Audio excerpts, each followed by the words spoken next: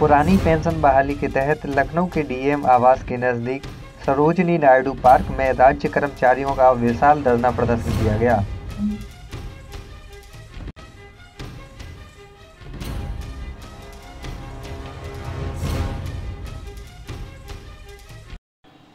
नमस्कार, TV 20 India की team इस समय लखनऊ में डीएम आवास के पास पुरानी पेंशन बहाली के लिए जो भी कर्मचारी संघ लोग धरना प्रदर्शन कर रहे हैं, मैं वहां पर उपस्थित हूं। यहां पर सभी लोग अपनी पुरानी पेंशन बहाली के मंच के तहत अपना अधिकार और अपनी पुरानी पेंशन के लिए बात करेंगे। मैं उनसे बात करने वाले हूं।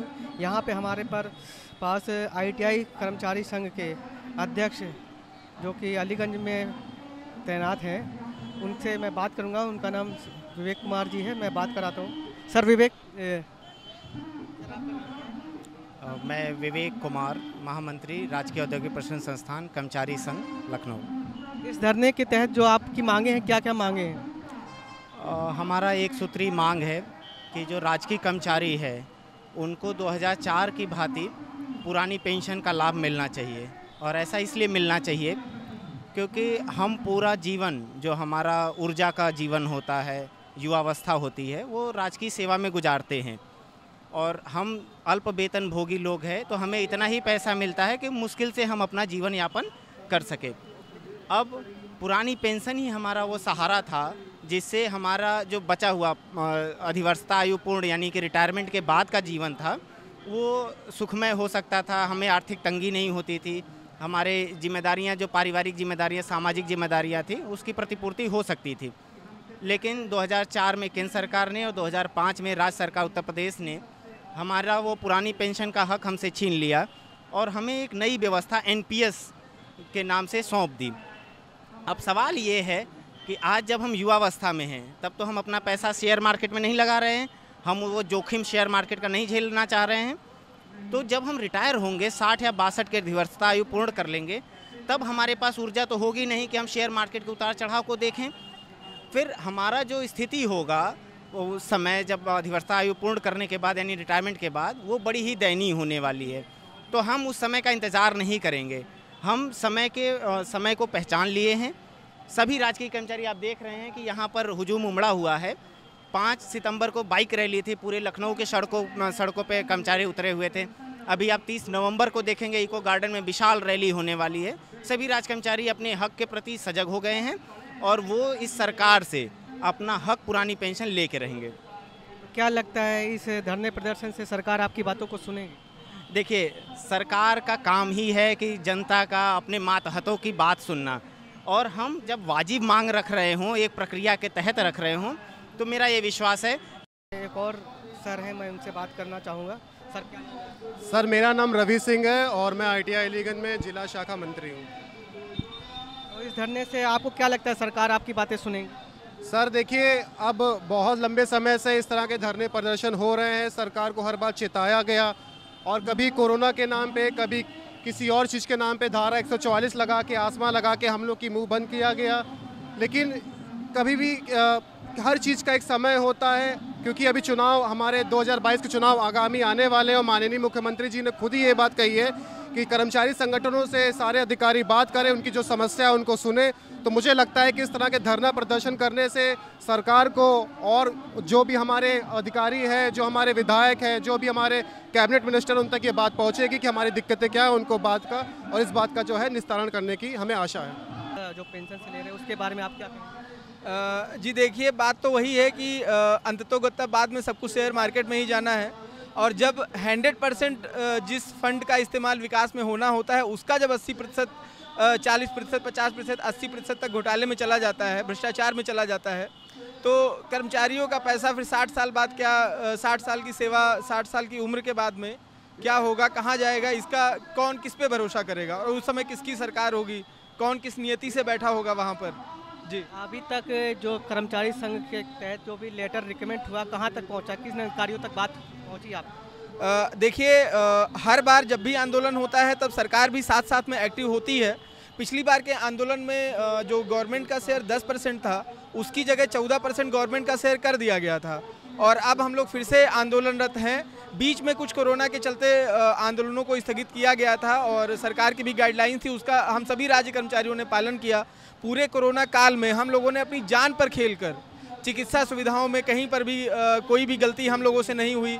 चुनाव करवाए, पंचायत चुनाव में हमारे हजारों कर्मचारी शहीद हो गए, लेकिन वही कर्मचारी जो अपनी जान पर खेल करके पूरे सरकार के सारे कामों को करते हैं, बाद में पेंशन के नाम पर उनसे धोखा किया जाता है और हमारी जो सरकारी संस्थाएं हैं उनका लगातार निजीकरण किया जा रहा है और ये हर तरह से गलत है। कहीं ना तो कहीं ये 10% का जो निजी आप हवाला कर रहे हैं गवर्नमेंट देने का, तो कहीं ना कहीं आपको लगता होगा कि इसका प्राइवेटेशन आगे चल के किया जाए।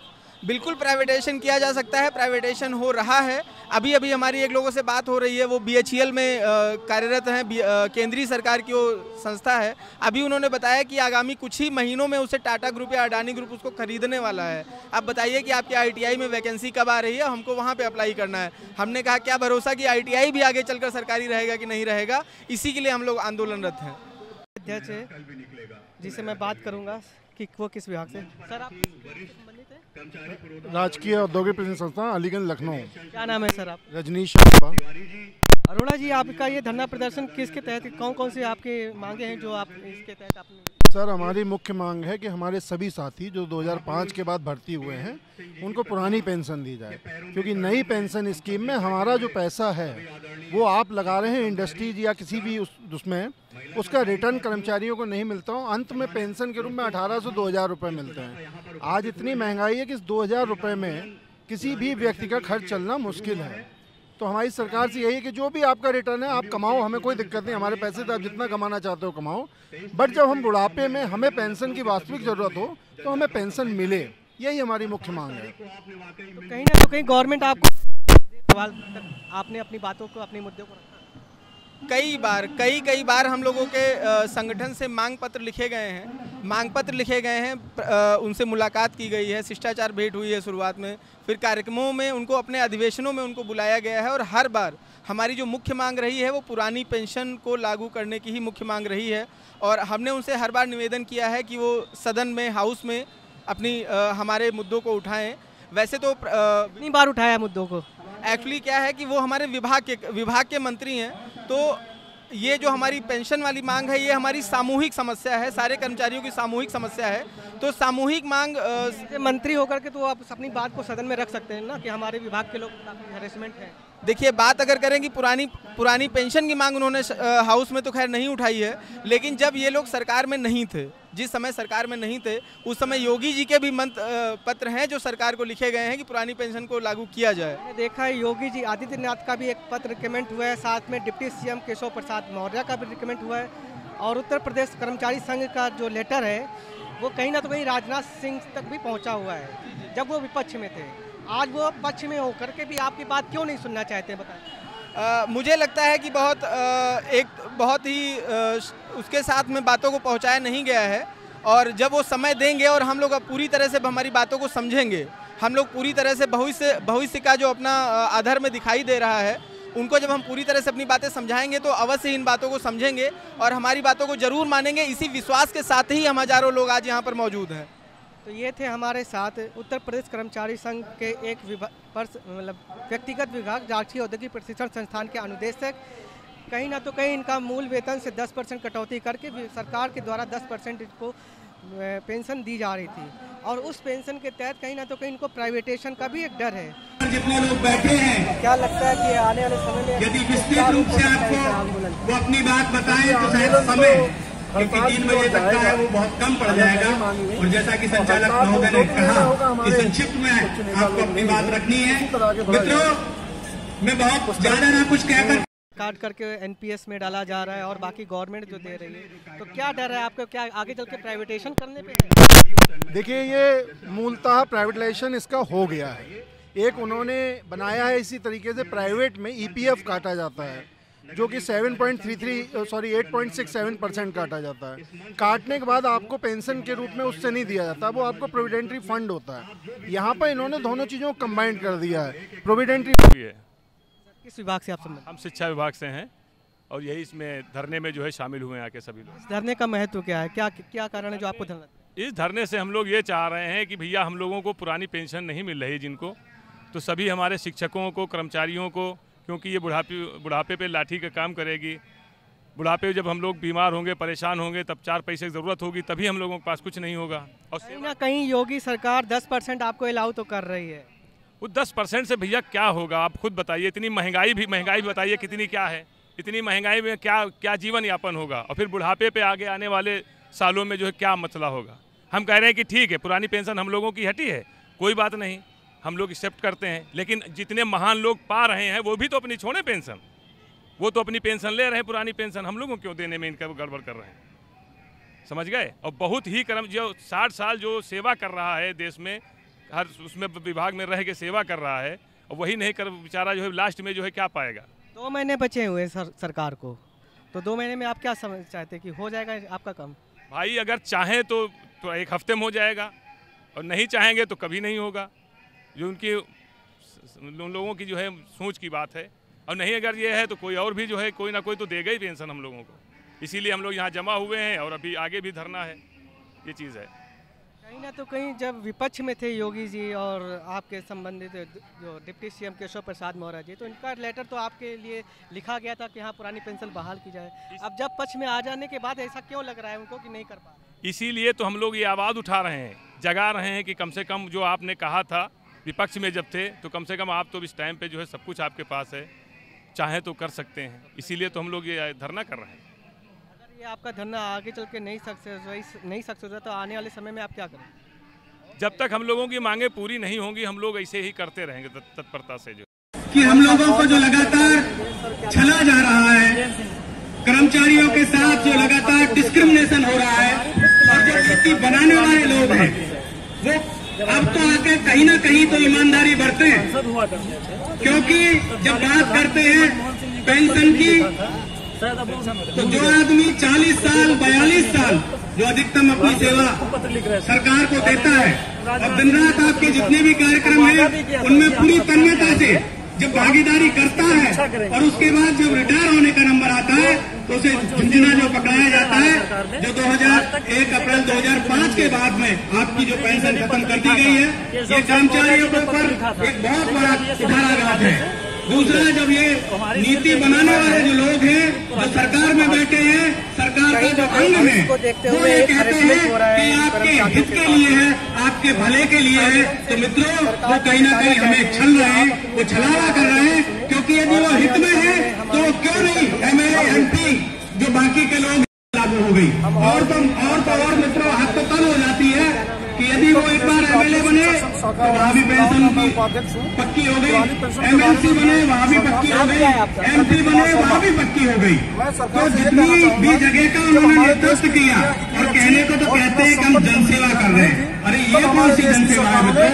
जनसेवा के नाम पर आप 3-3, 4-4 पेंशन लेंगे, और जो कर्मचारी दिन रात, मित्रों मैं इसलिए कह रहा हूँ कि ये कोरोना काल रहा है, और मैं जिस विभाग का नेतृत्व करता हूँ वहाँ इन्हीं सरकार के लोगों ने, आजकल आप देख रहे होंगे कि निजीकरण की जो व्यवस्था है उसे पूरे देश भर में लागू करना चाहते हैं। और जब कोरोना काल आया, हमारे साथी लगातार हमसे जुदा हो रहे थे, हमारे बीच से जा रहे थे, तो उस समय ड्यूटियाँ इन्हीं सरकारी कर्मचारियों की लगाई, आपकी लगाई, हमारी लगाई, हमने अपनी जान को जोखिम में डालकर अपने सभी साथियों को यथासंभव बचाया। पुराने जितने भी निजीकरण के लोग थे वो लोग इस को विकास संबंधी योजनाएं हैं उन सबका पूर्ण रूप से पालन करते हैं, पूरा कराते हैं, और जब उन्हें कुछ देने की बारी आती है तो मित्रों ये चला जाता है। मेरी आप सब लोगों से हाथ जोड़कर अपील है कि ये ऐसी जो सरकार है, तानाशाही सरकार, उस सरकार के विरुद्ध यदि लोगों ने एक बेड़ा उठाया है और लड़ने की यदि हिम्मत की है, तो आज ईमानदारी से हम सब लोगों को इनका साथ देने की आवश्यकता है। आप सब लोगों से मेरी गुजारिश है, जब भी जब ये पेंशन अधिकार मंच आपसे जब आह्वान करे, आपको खुद तो आना ही है, अपने साथ साथ जितने भी आपके साथी हैं उन सबको भी लेकर आना है। और इस सरकार से, क्योंकि इतिहास रहा है मित्रों, यहाँ के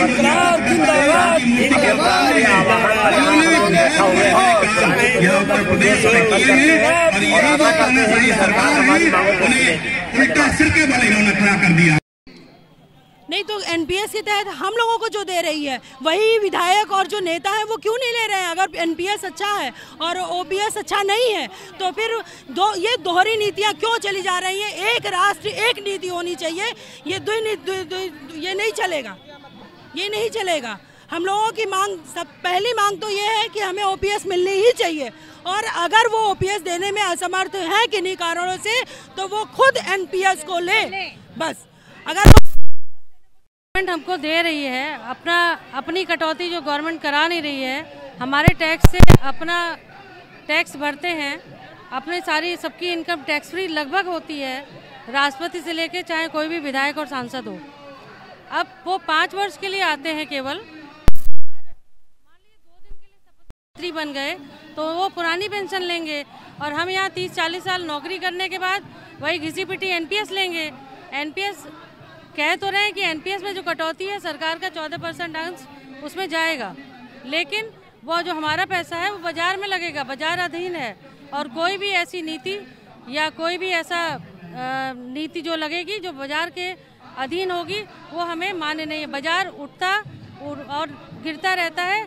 अगर मेरे टाइम पे मान लीजिए बाजार अगर गिरता हुआ है, शेयर मार्केट गिरता है, तो हमारी फिर मुश्किल से 1000 रुपये 2000 रुपये पेंशन में आज से 10, 15, 20 साल बाद, 25 साल बाद कोई गुजारा किसी का अभी नहीं होगा 1000 साल में, तो बाद में क्या होगा? तो हम 1000-2000 के लिए नहीं, इससे अच्छा तो हमें पेंशन, आप एनपीएस हमारी कटौती ही ना करें, और करनी है तो हमें जीपीएफ कटौती करें, और जैसा विधायक या अपने में संशोधन करें। ये जो जनप्रतिनिधि हैं ये सेवा के लिए आते हैं, जनता के सेवक हैं। कभी भी इनके उसमें पुराने एजेंडे में ये नहीं था कि ये इनको पुरानी पेंशन मिलेगी। और कर्मचारी जब 50 साल तक, कई बार जो कम एज में नौकरी आते हैं 30 साल 40 साल नौकरी करते हैं, तो क्या उनको एकदम से उनकी जब सैलरी रुक जाएगी, ब्रेक हो जाएगी, मतलब 80,000 सैलरी है और उनको 1-2 हज़ार रुपये सैलरी अगर वेतन पुरानी पेंशन मिलेगी तो उसमें उनका गुजारा कैसे होगा?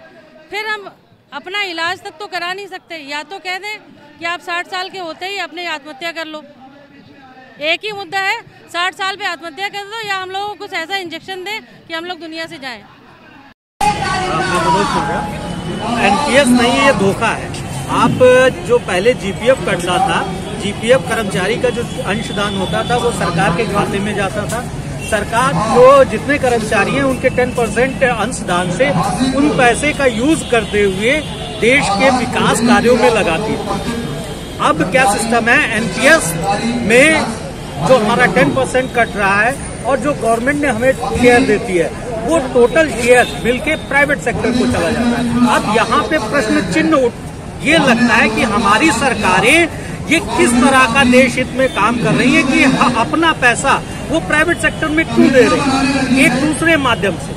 तो इससे तो मुझे नहीं लगता ये आम जनमानस भी अच्छे से समझ सकता है कि इसके पीछे क्या खेल होगा, कि वो कर्मचारी जिसका खून पसीने की कमाई जो होती है वो और साथ में जो अपना अंशदान है वो सब प्राइवेट सेक्टर को दे रहा है, तो इससे तो देश हित होने वाला नहीं। आपके द्वारा कई बार धरना प्रदर्शन हो चुका है, शायद 30 तारीख को एक बार में धरना प्रदर्शन हो, क्या लगता है इस धरना प्रदर्शन से आपकी समस्या का समाधान हो जाए? देखिए, संघर्ष हम अंतिम उस क्षण तक करते रहेंगे। हमारे हिंदुस्तान का ये इतिहास रहा है कि हम लोग कभी भी संघर्ष से कभी भी पीछे नहीं हटे। आज नहीं तो कल नहीं परसों कोई भी सरकार आए, कुछ भी हो, हमें पुरानी पेंशन लेनी है, वो हम लेके रहेंगे, क्योंकि पुरानी पेंशन से ही कर्मचारियों का भी हित जुड़ा है और देश का हित भी जुड़ा है, जैसे कि ये मैं पहले आपको बता चुका हूँ। अगर वो देश हित की बात करते हैं तो इसमें ये सोचना पड़ेगा, किसी भी देश की अर्थव्यवस्था उसके आर्थिक संसाधनों पर निर्भर करती है। जब आप अपने देश का पैसा प्राइवेट सेक्टर को दे रहे हो और वो प्राइवेट सेक्टर का क्या भरोसा है, वो तो शेयर मार्केट में लगा हुआ है। आप कर्मचारी का भी 10% और जो अपना अंशदान दे रहे हो वो सारा पैसा उठा के आप शेयर मार्केट में डाल रहे हो। कल शेयर मार्केट टूट जाती है तो वो पैसा क्या हमारे देश का रहा? वो तो अंतर्राष्ट्रीय स्तर पर चला गया। तो वो तो ना देश का रहा ना कर्मचारी का रहा। और यहाँ ये कर्मचारी जो हर वक्त सरकार की तमाम योजनाओं को सफल बनाने के लिए लगा रहता है, वो चाहे शिक्षा विभाग का हो, चाहे नगर निगम का हो, चाहे जिस समय 24 आवर सर्विस कर रहा है। कोई भी कर्मचारी ये नहीं कह सकता कि मैं 8 घंटे की सर्विस कर रहा हूँ, वो 24 आवर सर्विस कर रहा है। चाहे ये पुलिस वाले हो, चाहे अधिकारी हो, सभी लगे हुए। लेकिन क्या समस्या है कि ये सरकारें इस चीज को देख नहीं रही है। और मैं आपको ये विश्वास दिलाता हूँ, जो राजा अपने कर्मचारी और प्रजा का ख्याल नहीं रखता, तो प्रजा और कर्मचारी भी उस राजा का ख्याल नहीं रखती। हिंदुस्तान में एक वोट की ताकत, जो बाबा साहब हमें एक वोट की ताकत दे गए हैं,